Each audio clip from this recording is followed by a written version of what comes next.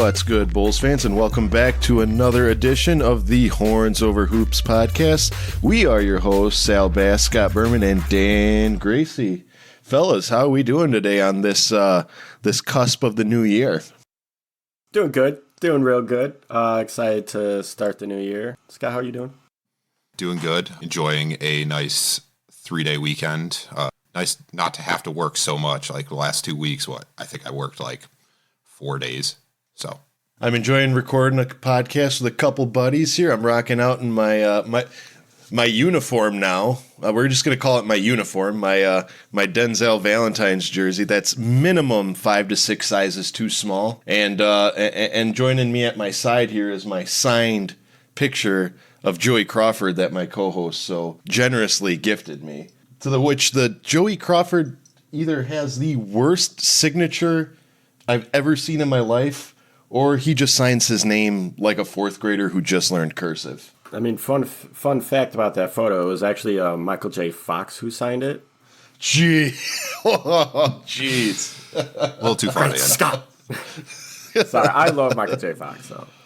Yeah, he's a good dude. It's my guy. That Apple documentary, it's a real tearjerker. No, I'm not kidding. It's kind of sad. All jokes aside, we have a great show for you tonight. The Bulls have continued their winning ways. They've been 5-1 since we last sat down and talked with each other. They are 5-5 over the span of the last 10 games, and they're currently sitting 10th in the conference, in the Eastern Conference, that is. They found their way to play themselves right into that play-in tournament picture. So, guys, some good news all around. Our Bulls are starting to come around. Let's jump right in. So, as many fans know, one of the biggest aspects playing the team right now is we've got a bit of the injury bug flying around in the locker room here. We got a couple Bulls went down with some injuries. Torrey Craig being number one. He's sidelined, 8 weeks now with a right foot sprain or like a plantar fasciitis. Is that right? Yeah, it was 8 to 10 weeks. I don't remember what the injury was exactly. Now we got Vooch out 7 to 10 games with that groin injury. We're excited to talk about that because we get to talk about our boy Drummond. We finally get a chance to see Andre Drummond starting. Big cat. We got some updates on Zach Lavine and Lonzo Ball, surprisingly. So you're not going to want to miss that. Well, let's jump right in with the injuries, guys. What do you think? What do you guys think about these injuries? I mean, it's a blow to the team. Obviously, Lonzo is whatever because January 15th, I think it is, will mark the 2-year anniversary of when he went down. The Vooch thing, that sucks. But Drummond is killing it at center. I know that we've talked about if Drummond should start over Vooch or having them two play together. And he showed that, he can step up. He got that, 24 and 25 game the other day? Yeah, he had a monster game. Yeah, he's killing it. Torrey Craig. I mean, we've been holding down the ship with all these injuries, so I think we'll be okay. Yeah, that's the surprising thing is despite all these injuries that have been happening to key players, I mean, they're all key players, the Bulls still play competitively, and we do manage to squeeze out our wins. So that's a shocker right there. That just proves to me that this team is better than fans or anyone else gives us credit for. Scott, what do you think about it? It sucks because you never want to see players get hurt, but it happens every year. But like you guys have said, the replacement players are stepping up. So like AO is stepping up, Drummond's stepping up, Patrick Williams is stepping up, Dalen Terry has come out of nowhere and become a really good defensive player. So the team's stepping up around the injuries, and that's exactly how you want your team to be built is next guy up, jump in, see what they can do.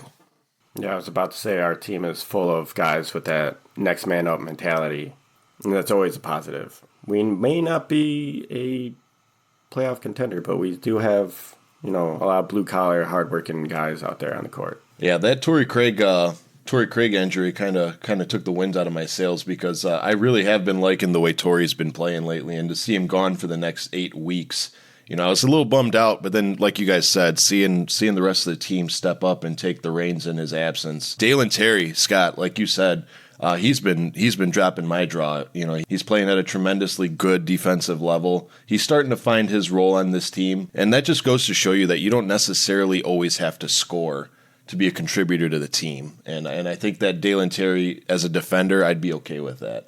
This is this his second year in the league? Yeah. He was a rookie last year, right? That's what I thought. So, yeah, no sophomore slump from him.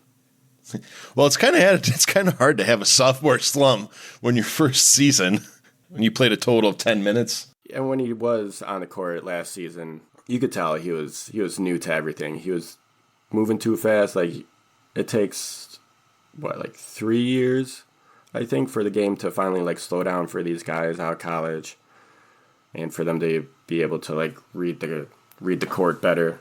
Yeah, because last year, let's just face it, Dalen Terry was a big victory cigar, like a player mascot. Like, I loved seeing Dalen on the sidelines with his antics with DeMar and the rest of the team. I love Dalen Terry. As terrible as he was playing, I just loved having Dalen on the team. He was just a positive attitude. He's our Thanasis. Yeah, he's our Thanasis. That's right. Yeah, Vooch. Okay, so the Bulls are starting to get into a habit of this. Did you guys notice that the second that Drummond had his big 24-25 game, that's when the Bulls announced that Vooch is going to be out another 7 to 10 days? Yeah. We saw that with the Zach Lavine injury, and now we're seeing it with the Nikola Vucevic injury. Do you think that this has anything to do with the league changing the rules about resting players? Or do you genuinely think that they don't want to prolong any more injuries?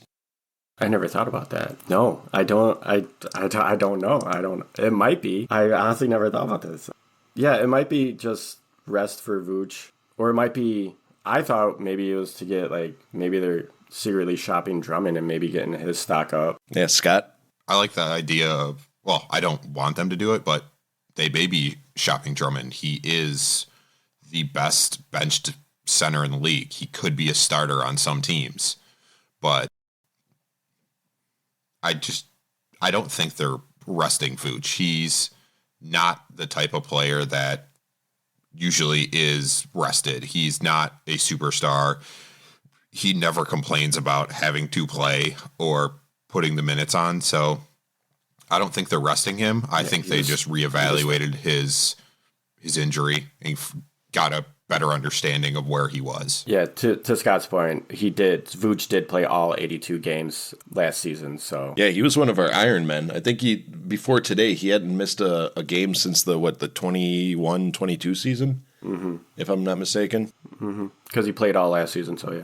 Yeah, that's true. And then Zach Lavine, we got updates on Zach Lavine. He started running, allegedly, so we may be seeing him back in the rotation. I know that, what is it? I mean, obviously not now. I think they said timetable is January 15th? I mean, there's no timetable for Zach to return, but I mean, if he's running, he's just doing straight sprints right now.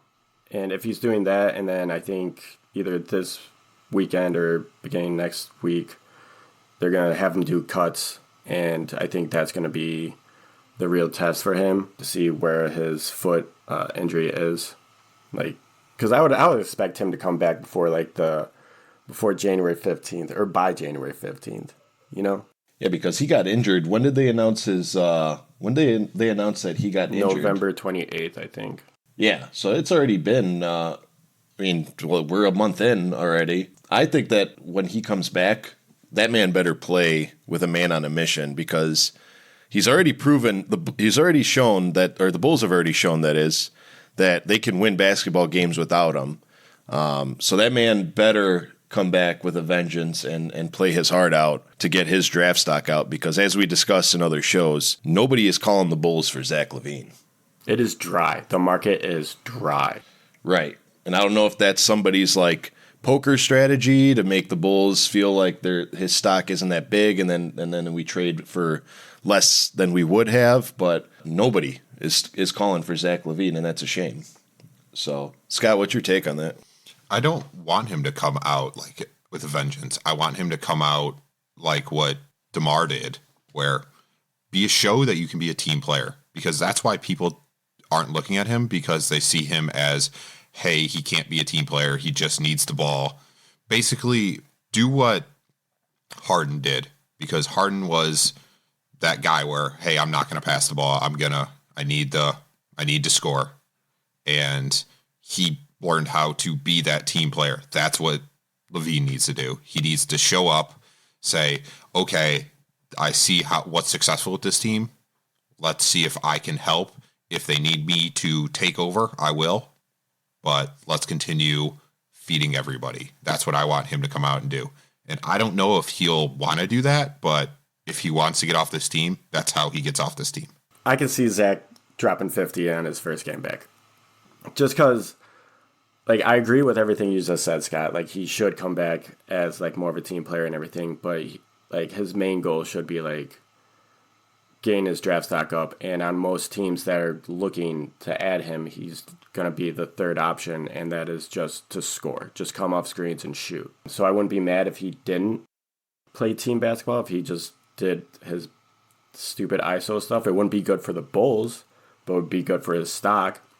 And if we can get something good in return, then okay, that's fine. Yeah, because the honest truth is, Zach Lavine's averaging what, 24, 25 points a game? 21 points a game. I don't think that we will be able to find a player that we could trade Zach Lavine for that is averaging more than that. Right, not that talent. No, exactly. So the fact is that if we already have a 21-point-a-game scorer on our team, you know what I mean? It'd be a shame to let him walk. I mean, granted, we could find our scoring elsewhere, but it would be really nice if we could find a way to get Zach more involved with his team and fit in better. Well, even if we didn't get a 21-point scorer or anything like that, we don't really need another high-volume scorer because the emergence of Kobe White, he's kind of taken over that role. And then Lonzo is he's scheduled to start running next month because he has no pain in his knees right now during weightlifting or any of the rehab he's been doing. So when Zoe comes back, like if our lineup is Lonzo, Kobe, DeMar, Pat, and Vooch, I think that's a solid lineup. Like it's a small backcourt. So then you think Lonzo's coming back to play? And obviously not this season because I think they already released him. Not this season at all. No. Yeah, not this season at all. But yes, I do think Lonzo will play out his final year in Chicago. Will he re-sign? I don't know. We'll see how he does next year. But yes, I fully do expect to see Lonzo in a Bulls jersey next year. Okay, but here's my question, and I have this question for both of you guys actually. How much impact do you think that a player who's missed the past 2 years of not just professional basketball, but basketball-related activities altogether, how much of an impact, how much of his talent is he still going to retain with that 2 years of absence? Do you think that he's still going to come back and be Lonzo or a shell of his former self? Well, that's the thing with Lonzo, because I've thought about that as well. Lonzo doesn't have to be like the 3-and-D guy that he was. Like, it would help. It would help tremendously. But just Lonzo's court vision alone and the way he can, like, if his knee's fine and he can run and everything and run as fast as he could or close to as fast as he could, then he can push the ball up the court in, like, less than 5 seconds.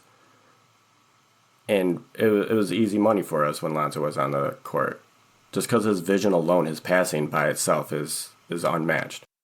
I kind of think this is next year, if he does come back, it's an audition for a different team. There's no way the Bulls re-sign him. So he's going to play hard. I just don't expect him to be as good of a defender because he may be afraid to try to be making those quick movements to keep on someone going around screens like that. He will be trying to be more of a floor general, I think. So that is kind of what we've been missing, is a good floor general, which Kobe has started to figure out, which DeRozan is actually doing a pretty good job doing lately.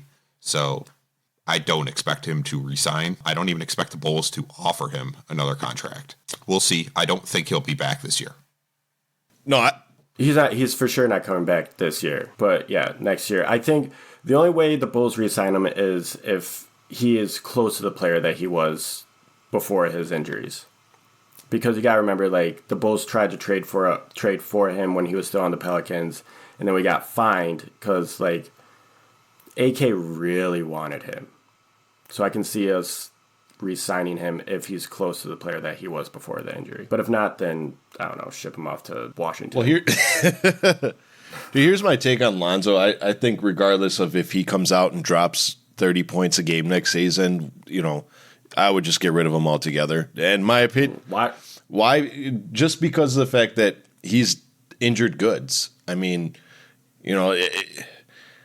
these injuries, they're reoccurring. Knee injuries are potential career-ending injuries. I mean, I don't want to take a gamble and extend this man longer than we already have. He's already collected more money than years that he's played this year. And albeit he did get hurt, so it's no fault to him.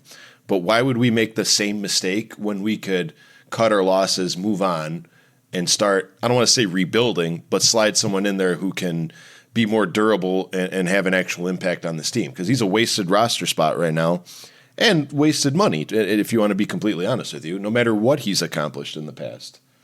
Right. Yeah, the only thing that really, really makes me mad about the whole Lonzo thing is that he signed 4 years and he's only played 1 year, and he might play the last year. Right. And it's very coincidental that on a contract year, that's when he starts saying, oh, my knee doesn't hurt anymore. Now, I'm not... No, it wasn't him. I think it was the doctor. Right. But, I mean, it's a little too coincidental. I'm not saying he's faking it. I don't want to be cut out to dry by saying he's faking it, but it's just very coincidental that this young man suddenly now stops feeling pain. Well, I mean, you saw what he posted to Stephen A. like a couple months ago, right? Yeah. Side note, anyone who can stick it to Stephen A., I applaud you. When he was just getting in and out of that chair. Stephen A. is kind of a bitch. Stephen A. is a clown. Oh, Scott, what do you think? Yeah, I don't know. I don't think you got a lot of the problem with the Bulls fans is they pump up Lonzo like he was our missing piece and he was a superstar. And really, I'm guilty. He was an average point guard. Like, he didn't really score much. He was just really good at defense, and he was good at maintaining the floor. He could hit the three, but if you look at his stats, he's like scoring like 13 points a game. He's getting 5 assists. He's not a superstar player. He's a really good piece for a team, but I'm not gonna say anything. Yeah, how much of that stardom was actually, just his dad hyping his name up? You know what I mean? I'm not saying that Lonzo's not a good player, but is he like superstar top 5 point guard in the league level? No. I don't think that, but Scott, did you just call him mediocre? I said no, he's an average point guard. Really? I think he's a little bit above average. I don't think he's like a superstar or all-star like that, but I think he's below superstar or all-star, but above average. So he's just what would I call that? So he's Kobe White? He's better than Kobe. I would say he's better than Kobe White. You'd say he's better? I would say he's better than Kobe. His passing alone, his passing by itself is just, I'm telling you. And that since he's a tall point guard too, he can get the rebound. All right, let me list some point guards to you and tell me if he's better than them. Okay. Ooh, I like this game. Well, hold on real quick. You have to remember that I am a Lonzo fan. Okay, I've been a Lonzo fan that's fine. Okay, I'm just saying. Yeah, you're allowed to be. Shea. Better than Lonzo. Yeah, I'll pick Shea. Luka. Better than Lonzo. Yeah. Halliburton. 1,000% better than Lonzo. Better passer than Lonzo. Fox. See, but the thing is, no. Back to Hallie. Lonzo and Halliburton are almost the same player. Only Lonzo plays defense and Halliburton doesn't. Lonzo does not average 12 assists a game, man. He can, though. I'm saying he can. He's not better than Halliburton. I'm sorry. De'Aaron Fox. I would say De'Aaron Fox this year is better than Lonzo. Last year. And in college. But that's a whole different thing. That is a whole different thing. Trae Young. I would say Lonzo is better than Trae Young. Okay. Yeah. I don't know about that. Lillard. He's better than Lonzo. Yeah. Okay. Tyrese Maxey. Tyrese Maxey. Okay. We get the Tyrese point. Maxey I'm just saying. Tyrese Maxey is going to be better than Lonzo. He currently is. I would pick. All right. I want to backtrack. Scott, I'm really glad that you brought those up. So the two. I wasn't done. Keep going. Keep going. I'm just saying, like, he's not better than Brunson. He's not better than Kyrie. He's not better than Steph. He's not better than Fred VanVleet. He's an average point. Fred VanVleet. No, he's not. Fred VanVleet is a really good player. Lonzo Ball is like right now. He's an average point guard. He's top 15 in the league point guard. He's not a top 10 point guard. He's good. I'm not saying he's not good. He's just not a top 10 point guard. I just listed like 12 point guards that are better than him. I just think the problem is the Bulls were winning with him. He got hurt, and then we put him on a pedestal that he's not at that level. I'm not saying that he wasn't up to be that level, because he's a really good player. I just don't think right now, or before he got injured, he was better than any of those players I listed. Well, let's backtrack, because one player that you did mention that I kind of noticed a lot of similarities was the Tyrese Halliburton comparison. Who do you think? Scott, you said that Halliburton, and myself, we said Halliburton's better. And Dan, you said that Lonzo's better. Okay. What differentiates those two players? Because I know why I think Halliburton's better than Lonzo. Why would you say that Halliburton is not as good as Lonzo? Why would I say that Lonzo's better? Yeah. Because Lonzo plays defense. Like, you have to play defense. It's a two-way. He's a solid two-way player. Like, he was our defense when he was playing. And when he was playing, we were in the top 5 defensive teams. And then as soon as he went down, like, we would drop to like 25th, 28th. Oh, no question that he had a defensive presence. And then where are the Pacers right now defensive ranking? I'm pretty sure they're 28th. Yeah, that is a solid point. The Pacers do have a terrible defensive rating, but what they don't have is a terrible point guard. I think that Tyrese Halliburton. No. Halliburton's amazing. I think that Halliburton's a better passer than Lonzo. I disagree. Oh my god. Really? Oh my god. Yeah. Oh my god. What is this? Halliburton's 15th no-look pass this week alone? Man, Halliburton is starting to be like Magic Johnson, Jason Williams, and John Stockton all rolled up into one player. Bro, you just described Lonzo Ball. I didn't say Derrick Rose with a worse knee injury. Okay, easy. That's Brandon Roy. No, but just agree to disagree with the whole Halliburton-Lonzo discussion. Okay, that's fine. I'll just keep it at that. Okay, well, how about this? Last question. Would you rather have, right now, Lonzo Ball or Tyrese Halliburton on your team? I mean, I'd rather have Lonzo, because better the devil you know than the devil you don't. Oh, Jesus. What song lyric is that from? It's not. It's just a saying. All right. Scott. It's the first time I've ever said that saying ever in my life. I like it. Get it. I'm going to get that tattooed on me. All right. I'm just looking at stats. So Halliburton, he's averaging 24 and 12 assists a game. He's shooting 50% from the field. He's basically shooting 48 his whole career. Let's look at Lonzo. He is a 40% field goal shooter. He averages about 11 points a game and 6 assists. So they're completely different players. Like, Lonzo is an average point guard, Dan. Accept it. Like, I understand that Lonzo was never expected to be the number one player, but I just don't think he's... Well, not anymore. Like, going into the league, and when the Lakers drafted him, number 1 overall, and everyone was hyping him up to be like the next Magic. He was 2. Which he was number 2. Was he 2? Yeah, he was number 2 overall. Still, but yeah, I think he could have reached like Halliburton's stats, I guess. If he's just really injury prone, that's Lonzo's biggest drawback, is all of his injuries. The most games he's ever played is 63 in a season. Yeah. Like, he's played 52, 47, 63, 55, 35. He's always hurt. That's just accept it, Dan. I've accepted that he's an average point guard. A lot.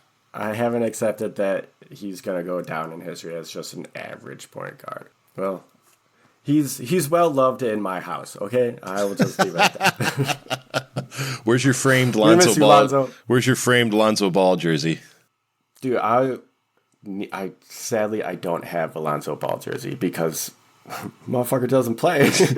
Scott, we need to get Dan a Lonzo Ball jersey signed, or we got to see if we can get signed by Lamar. Yeah, no, signed by his doctor, signed by the doctor that said he's not feeling any pain anymore after 3 years. I'll frame that. Put it in a case. All jokes aside, speaking of injuries, we touched on it earlier.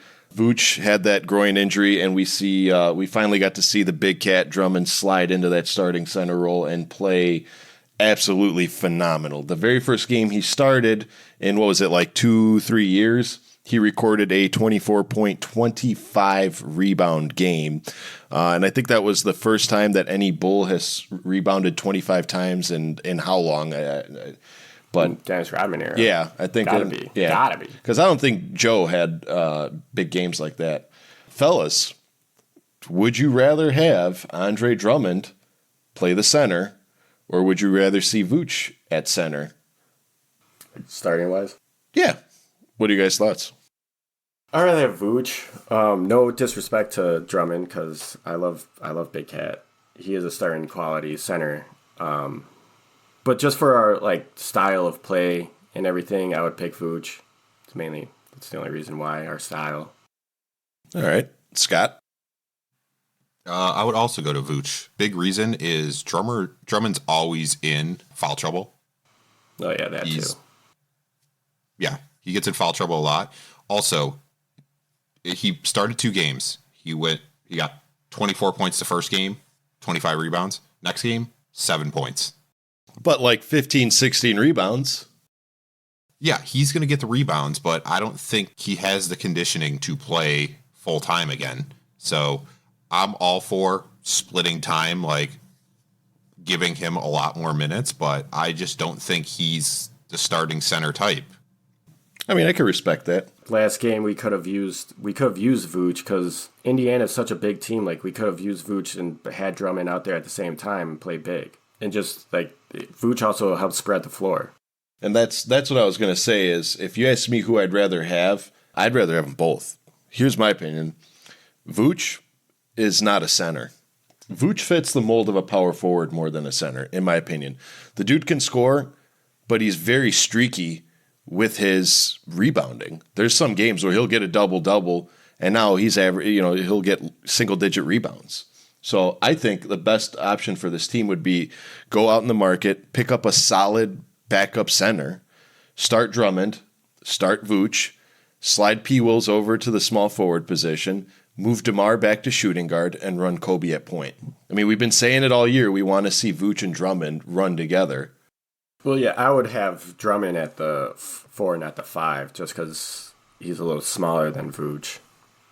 And once you're down there, it doesn't really matter. I mean, you're just trying to get the board. No, I know. He's small, but he occupies more space, as in he could take up more space. I'm saying he has more of an impact down low than Vooch does. Vooch is obviously better jump shooter than Drummond, and that power forward position usually is a better jump shooter than the center, usually. Say Vooch is a better passer, too. Oh, yeah, 1,000%.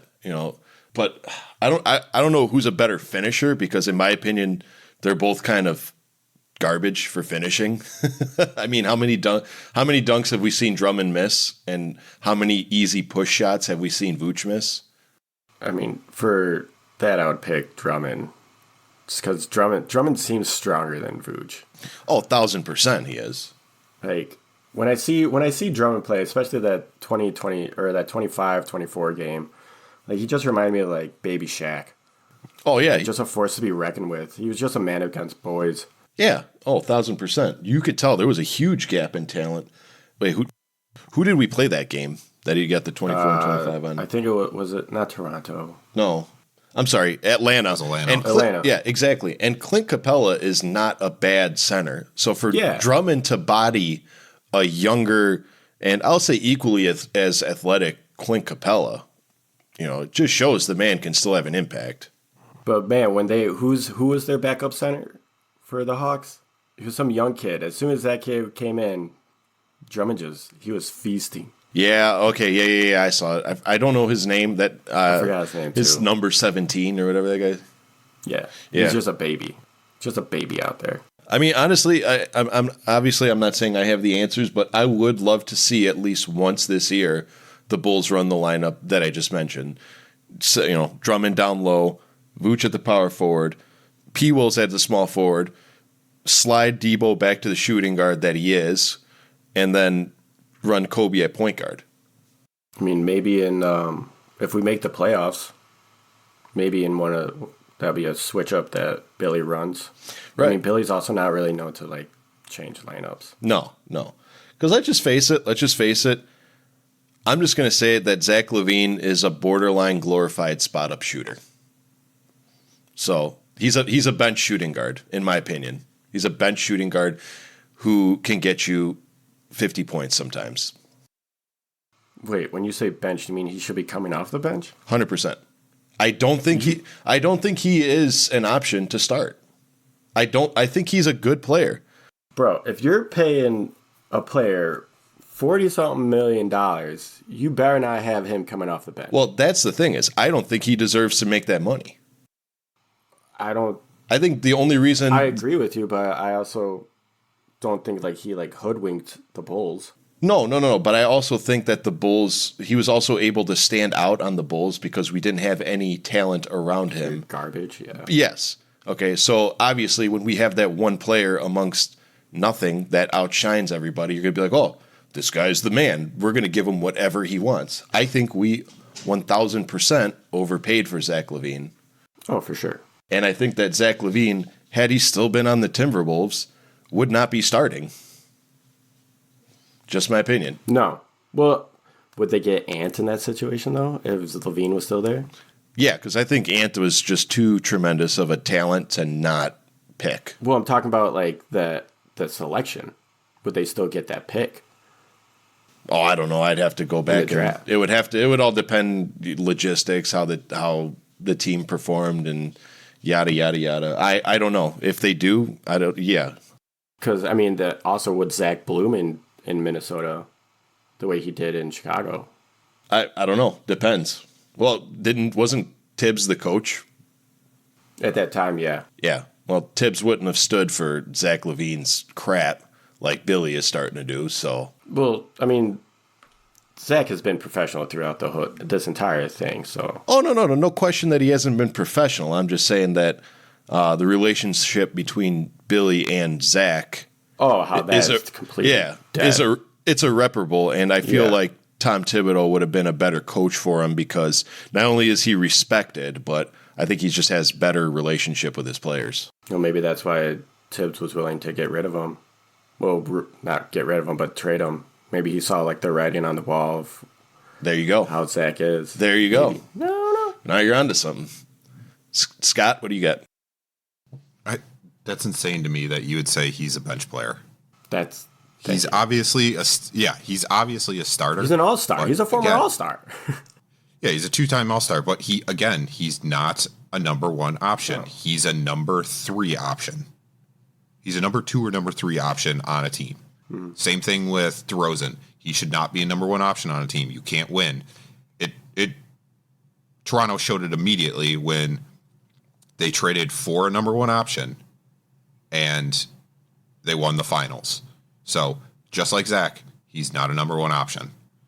He's not a bench player. That's absolutely ridiculous. I will say he's not that. If Debo wasn't on the team, he would be our starting shooting guard. I'll give him that. Wait. But I think that DeMar DeRozan, in my opinion, brings more to the table than Zach does. What? I'm confused. If that's the argument that you can either start DeRozan or Zach, I would I would start DeRozan because he fits better with this team. It's shown this that mold. He fits better. But you start both of them. Yeah. As much as it sucks because it's such a defensive black hole, having both of them start and the ball movement slow, you can't bench Zach Lavine because you think he's a worse player than DeRozan. I'm just saying on this team. On this team. Yeah. He's not coming off. He's not a bench player. He's not a bench player. You have to start him. In any roster, he's not going to come off the bench. Unless he goes to, like, what team is just loaded with, like, 2 guards? Like, Clippers, maybe? Yeah, he would not start on the Clippers. That's the only team he wouldn't start on. Any other team, he's going to start at the 2. Well, see, again. Including the Bulls. Right. Not arguing that he's not a great player, okay? I'm just saying on our team, let's just face it, Debo and Zach are both 2 guards. Debo is a little too short to play small forward, and he's not quick enough anymore. That's more of a Patrick Williams role, 1,000%. So, in my opinion, I say Debo would be best suited sliding back to shooting guard role, okay? And who else plays shooting guard on our team is Zach. Now, if you're giving me those 2 options of who to start, who to bench, I would start Debo, just because I feel like he is more tooled for this team.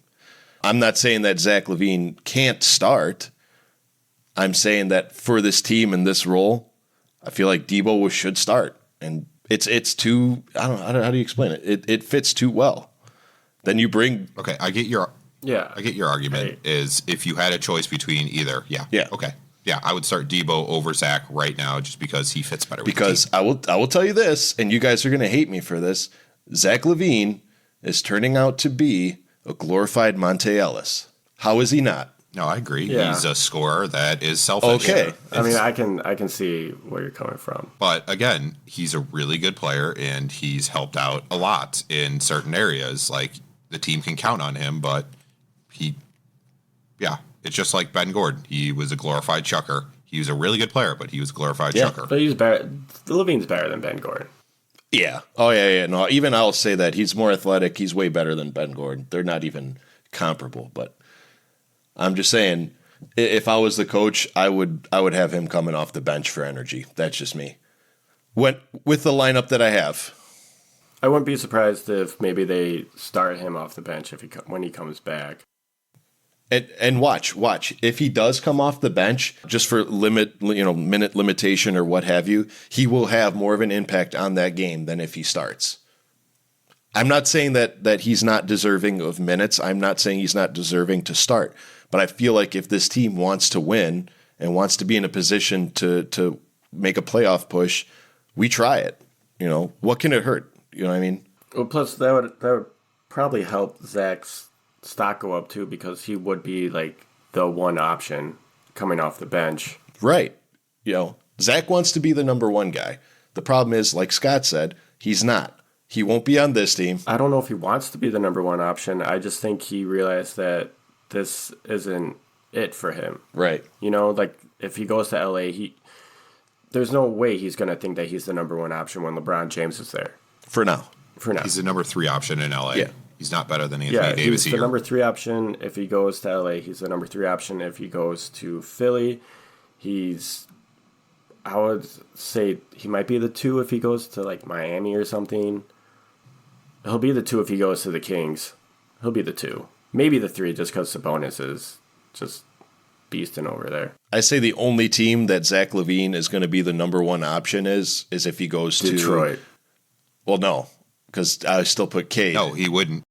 Yeah. Is the Wizards or Portland, which not even Portland because Anthony Simons has been emergent. I would say just the Wizards. He'd be the number 1 option. Would you imagine if the Wizards trade for Zach Lavine and we get Jordan Poole in return? I would stop watching basketball that day. I would stop watching Bulls basketball. Oh no, I would still watch it for the laughs. AK or Eversley, if you're listening to this, do not make that trade. Hang up the phone call. If you see on the caller ID that it says Washington, D.C., hang up the phone. Yeah. Jordan Poole is not going to be in my Ring of Honor. Okay, speaking of Ring of Honor. Yeah, speaking of Ring of Honor. Speaking Scott. of for the Bulls fans who don't understand what the Ring of Honor is, or it's kind of new and fuzzy to them, you want to break that down for them? Real quick before you start and everything, I just want to say that like I hate that they're calling it Ring of Honor, just because anytime Stacey King or Adam Lavine talks about the Ring of Honor, I always think about wrestling. Because growing up, I used to watch wrestling, as you guys know. So I always think like the Ring of Honor is coming to Chicago, and I get like a little excited, but then I'm just like, oh, nope, it's just a ceremony. And I'm not going to go to that because I hate Jerry. Which one? Reinsdorf. Okay. All right. And Michael Reinsdorf. Just the whole entire Reinsdorf family. All right. Hey. Not a fan. Scott, what's the Ring of Honor? All right, the Ring of Honor, it's kind of just like a celebration of ex-Bulls players, coaches, staff that have really done a lot for the organization. So they basically brought significant contributions to the team, championships, made huge impacts. So I think this is the first year they're doing it. So Artis Gilmore, Phil Jackson, Michael Jordan, Johnny Redd, Kerr, Dick Klein, Jerry Krause, Tony Kukoc, Bob Love, Scottie Pippen, Rodman, Jerry Sloan, Chet Walker, Tex Winter, and then the 95-96 champion are getting it. So Michael Jordan and Scottie Pippen are going to be in the same building at the same time. Yep. That's got to be awkward. They better beef up security. For those of you who are not up to date with like the gossip or like the personal lives of athletes, Michael Jordan's son, Marcus Jordan, is actively involved in a engagement with Larsa Pippen, who just so happens to be the ex-wife of Michael Jordan's former teammate, Scottie Pippen. So yeah, that's gonna be awkward. Plus all the just the shit that Scottie has been talking. Mm-hmm. Ever since The Last Dance came out. A little bit before The Last Dance came out, too. So it was going to be, oh, my God. I'm for sure going to check it out just to watch the awkwardness. But, God, I would love to be a fly on the wall. Isn't that like the ultimate, like, 1-2 punch, though? Like, I was better than you. Yeah, I could have been as good as you. Yeah, well, I was doing good when you were gone. Yeah, well, my son's banging your wife. All right, you win. Right. Larsa Pippen is going to call Michael Jordan father-in-law. Yeah. Isn't that crazy? Like, dude, your ex-wife is calling your former team player daddy. Scott, what do you think about that? I feel bad for Scottie. I do, too. He's gone through a lot in his life, but this whole Ring of Honor thing, it's cool that they're doing it, but it's also a money grab, I feel like, for Jerry to get people to come to games. But I don't know. It's a cool thing. I know a lot of teams are doing it, but it's for sure a cash grab by Jerry to the fans because, like, let's face it, us Chicago Bulls fans, we love talking about the old glory days, and anything to recapture those moments for us, we're always gonna be down for it. Yeah, 1,000%. What Bulls fan walking around now isn't still living in the 90s or the 2010s? The new young ones that don't even know who Michael Jordan is, that only know Jordan as a meme. Right, exactly. That's probably it. But yeah. us old heads. It really makes me feel fortunate because I was fortunate enough to watch every single era that we went through. I was there for the 90s, there for the 2000s, I was there for the 2010s, and now. So it is very, very fortunate that I was able to watch all of it unfold. But who do you guys think would be like the next group of Ring of Honors? Like, let's talk about like who would be your coach for the Ring of Honor, or let's go even further up for that. Who would be your like Ring of Honor GM? What do you mean Ring of Honor GM? Well, Jerry Krause was in the Ring of Honor, right? Yeah. Okay, who would be your new age Ring of Honor? Like, let's say this Ring of Honor's done. So like who's gonna be in the next class? Yes, yeah, next class. Okay. Well, okay, so they probably will put Garpax in there, like for GM. Yeah. Scott, do you agree with that? I don't know. I mean, they drafted Derek. They drafted Joe. They signed Powell. They didn't get LeBron, but we got our consolation prize with Boozer. They drafted Jimmy. They were a big impact for that 2011, that 10-11 team that made it all the way to the Eastern Conference Finals. They were a better draft. I think they were better at drafting than AK is. So far, yes. I think I don't see Gar Forman going in there just because he's such a black eye for like all the fans that know. But John Paxson, they're going to absolutely put him in there. Well, so is Krause. True. Yeah, but Krause also brought a lot of championships. That is like very true. What did Gar Forman was good at drafting and being an asshole. Yeah. John Paxton, he was a decent GM, but also Jerry Reinsdorf loves him, and really the only reason he is still not the president is because he resigned because he knew it was best for the team. He was never going to get fired because Jerry's an idiot. But so he'll be in there. Who would be your coach? Who would be your coach for this class? It should be Thibodeau, but I doubt that Thibodeau will ever step foot like for the Bulls like again into the United Center. Yeah, I don't think there's been I think he was the best coach we've had since Phil. Yeah, for sure. Yeah. Oh my God. Yeah. Definitely the most successful one. Yeah, hands down. So everyone agree. Scott, you agree? I don't know. Fred Hoiberg and Jim Boylan. They're not going to put another coach in there, and I don't think they're doing it by like, hey, you need a GM, you need a coach type thing. They're kind of just saying, hey, these people did a lot for the organization, or these people were really good players, did great contributions for the team. Yeah, you got to think like that time with Michael Jordan, Jerry Krause, and all that 90s stuff, like that brought the Bulls to like a world recognition. Like that's why we're one of the top known teams in the entire world. It's because of that era that they're celebrating at the Ring of Honor. Okay. All right. So then who would you say player-wise would be the next class? It's going to be the 10-11 Bulls, the ones that went all the way to the Eastern Conference Finals. I think I agree with that. I think the only other team other than the 90s Bulls that I think of is that 2010, 2011 era around that time, with your Dang, your Boozer, your Noah, your Rose. That core 100%. 100%. Yeah. So... which actually segues into my next question is the Bulls have 4 jerseys hanging in the rafters. You guys want to take a stab at the numbers? I'm putting you on the spot. I know that, so obviously Michael Jordan's up there. Scottie Pippen's up there. Right. I'm pretty sure Bob Love's up there. What's his number? Number 10. Was it 10? 10, yeah. And then last one. Artis Gilmore. Yeah, Artis Gilmore. What? That's his name. No, Artis Gilmore is not up there. No, he's That's not. Jerry Sloan. Jerry Oh, Sloan. it is Sloan. It is Sloan. Number 4. Yeah. The reason why Alex Caruso had to change his number when he got here. So, we have 4 retired jerseys. My goodness.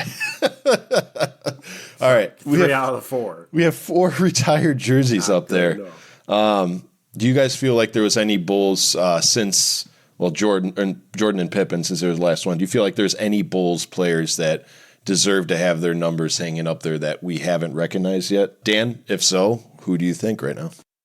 Yeah, so this might be me just being a fanboy, but I do think Joe should be hanging up, like, retire 13. Luol Deng. Like, Kirk is, like, iffy with that. Like, I love Captain Kirk, but I don't know if his jersey should be up there, but I wouldn't be mad if they did. And then the obvious one, Derrick Rose. By the time, if they don't retire his number by the time that man retires, then something's wrong. I was waiting to hear Dan say retire a number 2 Lonzo Ball. No. You got to play Lonzo. Yeah. For his 50 games that he played with us. But no, it should definitely be, Derrick Rose should definitely be up in the rafters. All right. Scott, what do you got for your retired numbers? I do think Derek's going to be up there when he retires just because of how much he brought back this organization from the pits of hell that were the 2000s. but Noah's on the edge for me. Like, he's only been an All-Star, I think, like twice. He was a Defensive Player of the Year. He did get close to getting an MVP. He was like 4th in voting one year. But I just don't think he has done enough to get his jersey retired. But he's absolutely going to be a Ring of Honor player. Luol Deng is not going to get his jersey retired. He hasn't done enough, but he's a Ring of Honor player. Kirk Heinrich, same thing. He's a Ring of Honor. I don't think he's going to have his jersey retired, though.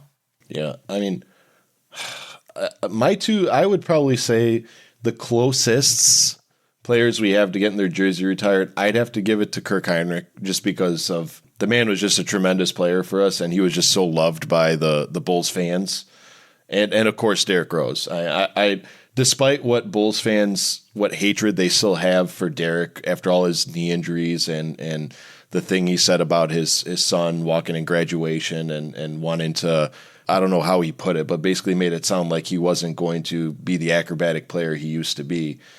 Derrick Rose did wonders for this organization. I don't think there's a single fan under the age of 30 years old walking around in the city of Chicago that could say that they watched basketball because of Derrick Rose. There's no other reason that people watch basketball in Chicago other than Derrick Rose got them to watch basketball. He did come close to getting a championship for us.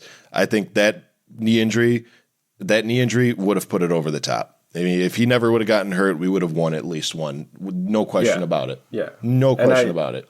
I will forever say that they broke up that core like a year too early. Oh yeah. Yeah. They were one player away from being, in my opinion, a dynasty. The Bulls had it all. Bench, starters. I mean, you name it, the Bulls had it. Oh man, what a time to be alive back then. I know. I know. Just watching him on the court, my goodness. He changed the game of basketball in my eyes, because when I was watching basketball, with the exception of Iverson, you never saw that point guard that would cut to the basket and do some behind the back circus shot that always goes in. You know, that he did that, or just slide around somebody and throw down just the most powerful dunk you ever seen. You know what I mean? And not to mention the youngest MVP in the league, regardless of who said he deserved it or not. Didn't the NBA even change like rules because of Derrick Rose, right? The Derrick Rose rule? Like the contract thing, right? Where you can't like Oh yeah. Actually, you're right. Rookie to a max deal right out the gate or something like that. I forgot what it was. I think you might be right about that. So definitely him. I mean, the fact that we've only had 4 jerseys in the 67 years. Yeah, there needs to be more up there. As a historic franchise as the Bulls are. Yeah. I mean, come on, man. Yeah. Well, then again, we haven't had the best luck or players or anything like that. Yeah. Jeez. Before we move on, I do have a question. So, do they retire Stacey King's jersey when he stops being the announcer? He has been known in the league as one of the best announcers in NBA currently, and I think he won 2 or 3 championships with the team. So do they retire him, or just put something up that says Stacey King? Maybe not put his jersey up, just put a banner up for him. I would say definitely. That I was going to say, I don't know if they should put up, like, retire his jersey number, because I was reading an article about who is the Bulls' most average player in like history, and it turned out to be Stacey. He like averaged like 5 points, 3 rebounds, or something like that. But I do think they should put up like a Stacey King banner with like a microphone or something for his commentary. Yeah, because I honestly do think, and this isn't me just being like a Bulls fan, I really do think that we have the best commentators in the sport. Oh, easily. Like, I really wish that ESPN or TNT would hire them for some broadcast games. I kind of don't, because that would take them away from us. I don't want anyone stealing Stacey. Like, say like Stacey and Adam did like the Christmas games, and then they went back to CSN and did the Bulls stuff. Okay. You know? Like a little treat for the fans. So like I would think they would do like, you ever seen Jerry Krause's banner? when you go there? Yeah, it'd be like that. It's not a number. It's just a banner that says, Bulls GM from this year's to that year. I would say yes, 1,000%. Stacey King deserves to have that because outside of, I don't know if you guys were watching at the time, but nobody had the energy like Stacey King other than like a Johnny Redker. Johnny Redker, when he was commentating the games, he was like your Stacey King. He was full of energy, and he was old. Johnny Kerr was old, and those two those are the poster childs for announcing. I mean, they should put Neil up there. Neil the Hunk. Neil the Hunk Funk. They should put him up there too. There's some times where I'll be watching the game and I'm kind of miss Neil Funk. Yeah. I can't watch a Bulls game unless I hear Stacey King's voice. Same. It's weird. It's weird to say that. Same. Like sometimes I get upset when Adam's off doing other stuff. Yeah, like no disrespect, no disrespect to Shanowski, but we're gonna lose Adam. He's just like Jason Benetti. He's too much of a great announcer to just be a local basketball guy. Like he's doing NFL games. Yeah. He's doing stuff with ESPN, Fox. So I wouldn't be surprised if we lose him. You saw him doing the Bears games this year. Yeah, but back to Stacey King. Just like going on the NBA subreddit, anytime there's a Bulls highlight or a highlight from the Bulls game, there's at least 10 to 15 comments talking about how they're such a good announcing team because they're not homers. They're not like always pulling the Bulls side. They're going to call out when they see a good play. They're going to say, hey, that was a really good play. Or they're going to say, well, why aren't they?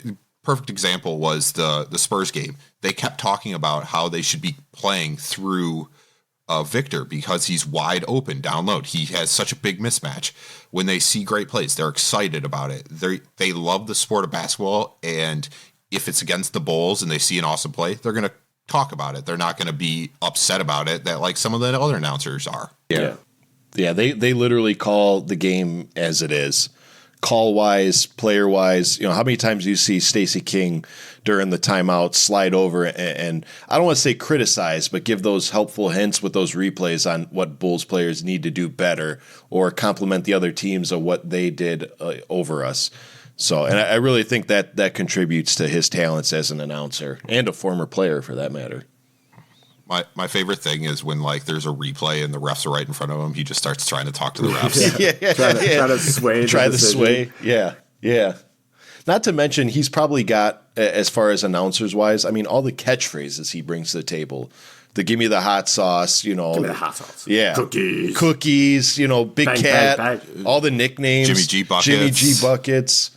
Singing the Nationwide song. Too big, too strong, too fast, too good. Golden Pipes. Yeah, the Golden Pipes. Yeah. Let me step back and kiss myself. Windy City Assassin. Yes, sir. I don't think there's goes on and on. It does, and I don't think there's another announcer in the game of basketball that brings to the table what Stacey King brings to the table, announcement wise. Right. So moving on, it seems to be that the topic of this show has just been injuries for whatever reason. I don't know how it became, but injuries. And that spawns this question. So I've been seeing this all over Twitter for the past, week and a half. And the question was this. It's without injuries. Keep this in mind. Without any injuries, who would have had a more successful career? Tracy McGrady, Derrick Rose, Brandon Roy, Grant Hill, or Yao Ming? Scott, I'll let you go first for this one. I'm going to say Yao Ming. He was built like Shaq, and if he stayed healthy, that Rockets team was really good. Just imagine if him and T-Mac stayed healthy, they easily could have won a championship. That team was really good. I think it was the 05-06 season. They were both hurt like most of the season, and they won like 30 games. The year before and the year after, they both played but were somewhat injured. They won like 60 games. So if both of them stayed healthy, that team was ridiculous. If Yao Ming stayed healthy, he was averaging like 25 points, getting like 10 rebounds a game. He was a game changer that we had. It was him and Shaq were basically the same person. He was just unstoppable. Wasn't there times where like he would dominate Shaq? Yeah. He was so good. Sorry, Shaq, but facts. He was Shaq that could hit a free throw. Well, let me stop you there, big fella. Ain't nobody dominating the big Shaqness. Let me tell you that. You better get your facts straight. Nobody dominating the Shaqness. Ladies and gentlemen, we have Shaquille O'Neal on with us. Yao Ming is my answer. But again, if both of them, him and T-Mac together, ridiculous. T-Mac the only reason I'm not choosing T-Mac is because T-Mac played a long time with, like, he was somewhat injury prone, but played like most of the seasons. And later in his career is when he started getting injured more, like 6-7 years into his season or his career. Yao Ming was starting to get hurt like 4 or 5 years in. So he never literally bloomed into the player that he could have been. All right. That's fair. Dan, who do you got? So yeah, I didn't really watch basketball during like the Yao Ming era or when like T-Mac was on the Rockets with Yao, or even like Brandon Roy when he was like phenomenal. But I did watch Brandon Roy at the tail end of his career, and same with T-Mac. So I would say one of those two. I've seen a lot of highlights of T-Mac, and my God, was he athletic. Like, good God. He probably would have been better than, dare I say, Kobe Bean Bryant. And same with Brandon Roy. Like, I saw the tail end of his career, and I thought he was an amazing player. That's what got me into, like, Trailblazers basketball. So, I would pick one of those two. So, these are 5 absolutely tremendous athletes. And the sad part is how short their careers were.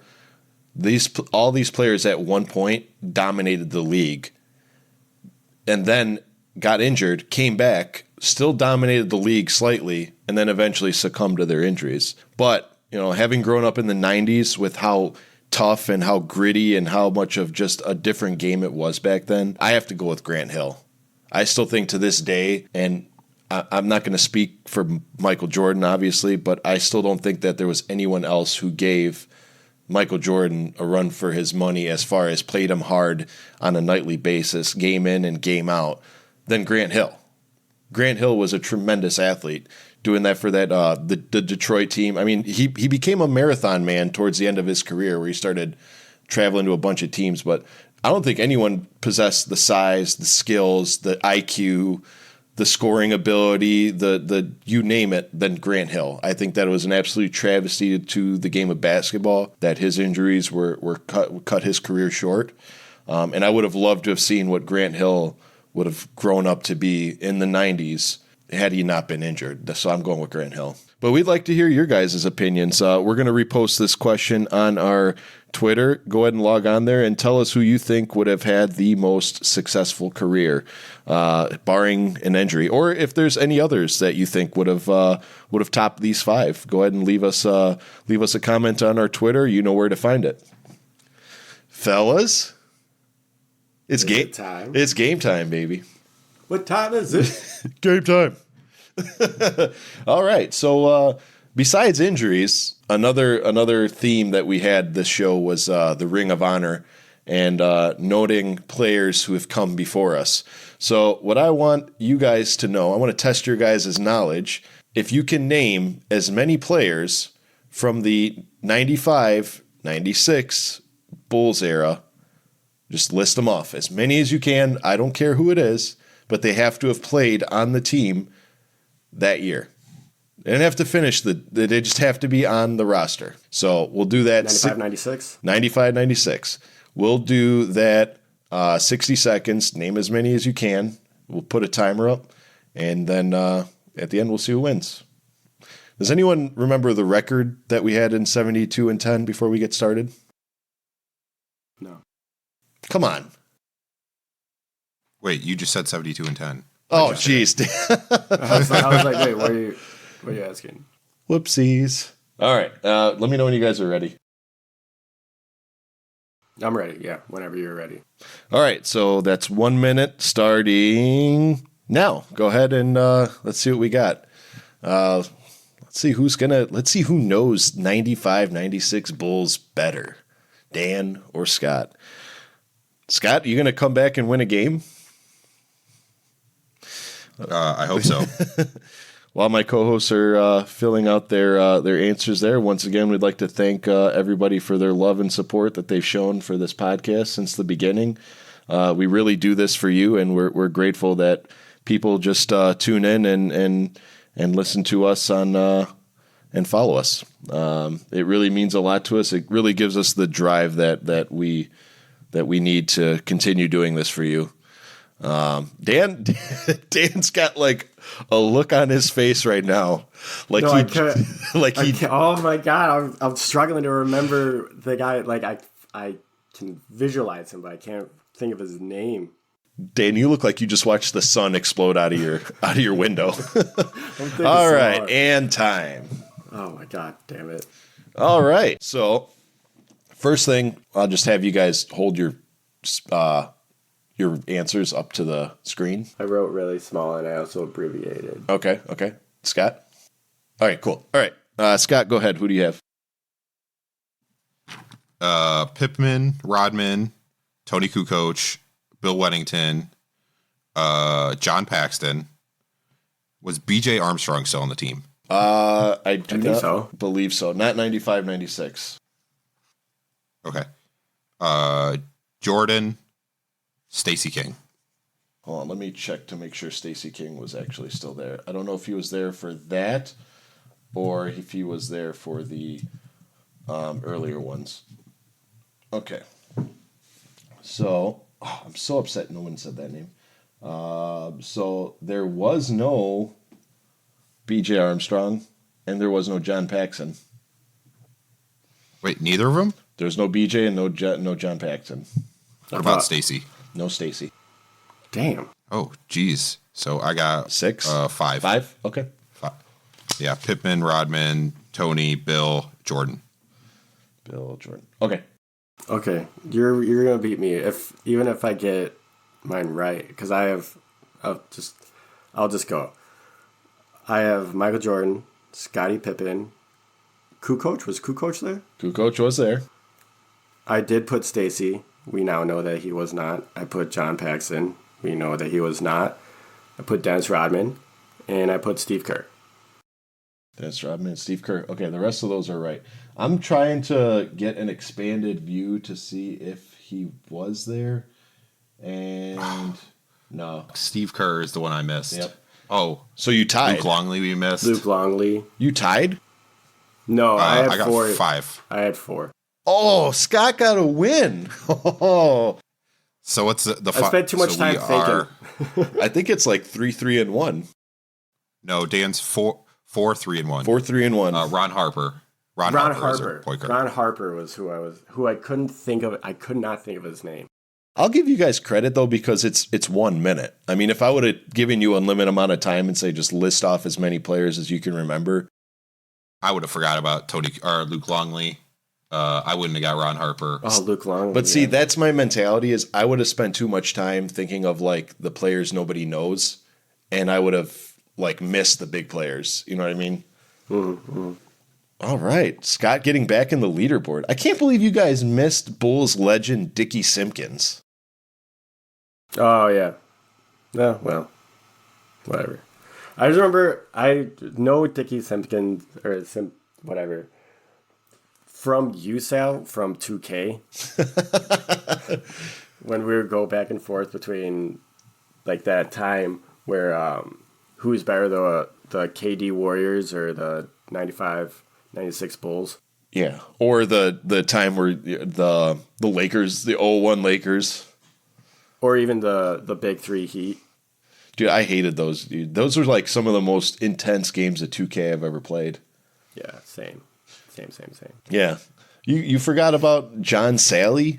Bulls legend John Sally? John Sally. I've never even heard of You don't know John that Sally? guy. Oh, do you guys remember the Best Damn Sports Show? They had like Tom Arnold and Yeah. John Sally was on there. And John Sally's still on. I want to say like ESPN, one of those shows. Pistons great, bad boy Piston John Sally. I don't know. Sal, Just you didn't watch basketball back then. Or that much basketball. Yeah. You guys forgot the Buddha, James Edwards. I don't know. So we don't know these I players. know. I'm getting I was like 3 years old when this team was around. well, let's see. 96. You were 8 years old. All right, I was 8. I was playing baseball. My parents wanted me in baseball, not basketball. I saw a picture of you in the Bulls starter jacket. You looked about 8 years old. Don't lie to me. Yeah, I did have a lot of bull swag back in the day. Still do. Well, before we cut loose, guys, any New Year's resolutions? Nah, because quitters never win. Okay. Oh, Jesus. Got that Jimmy Butler mentality. You gonna go saw the rearview mirrors off your car now, or It's already off. Never look back. never had them installed? Scott? No, I don't think I have anything. I've never done that because I don't have time for that. I'll just, it's just, I won't commit to something. I do need to start going back to the gym, but again, I'm lazy. It would probably be helpful if I went to the gym, but like Scott, I am extremely lazy. My New Year's resolution kind of goes along with you guys. My New Year's resolution would be to lose weight so that I can actually fit in this damn Denzel Valentine jersey without having. You're never gonna fit. Without having to have There's this. no chance you ever fit in that. What? I don't know, man. I don't know. I think there's a chance. Oh, wait, hold on. Is there a chance Not like that attitude? Yeah, is there a chance like I'll get the motivation to do it, or is there a chance like I cannot lose that much weight? Just wear that jersey every day, and once it starts fitting better, you'll be like, all right. Starts busting at the weight. seams. The jersey will keep track of your weight. Yeah, we'll count how much weight I've lost by how much of the stitching is blown out. Yeah. I love that this has become like my uniform to wear to this podcast. This 45 Denzel Valentine jersey. I mean, it should be your uniform for every day. Yeah. I just wear it under my shirt and under my work shirt all day. Let the people know. Let the people know. Give the people what they want. Give the people. All right. Well, from all of us here at the Horns Over Hoops podcast, that's going to wrap things up. We thank you for joining us for another episode. Once again, be sure to slide over to our link tree, click on our socials, follow us. Go on that Twitter, answer that Twitter poll of who you think would have had the better career providing no injuries. And with that, we hope you have a safe and happy New Year's. And if you're listening to this till after New Year's, we hope you had a safe and happy New Year's. Once again, from all of us, we hope that you see red and go Bulls. Night, everybody.